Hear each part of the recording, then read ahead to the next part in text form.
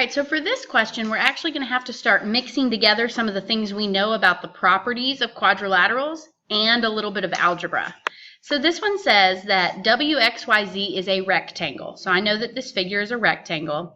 It tells me that ZX, so ZX is this diagonal right here, is 22.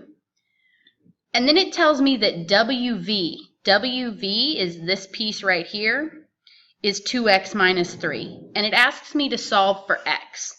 All right, so some of the properties I know about the diagonals of a rectangle. I know that the diagonals are congruent.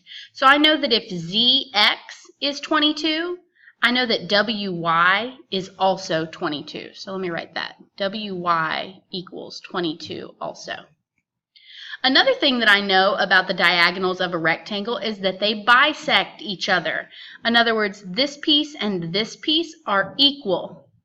So if this whole thing is 22, this piece right here is half of 22. So WV is 11, because that's what half of 22 is. Well, up here it tells me that WV is 2x minus 3. So if I know that this is equal to 2x minus 3, and it's also equal to 11, I can set up an equation and say that 2x minus 3 is equal to 11. Now I just solve this. So if I add 3 to both sides, I get 2x is equal to 14, and I divide by 2, and I get x is equal to 7. So the only way that this figure can be a rectangle is if all of the properties that we just talked about are true.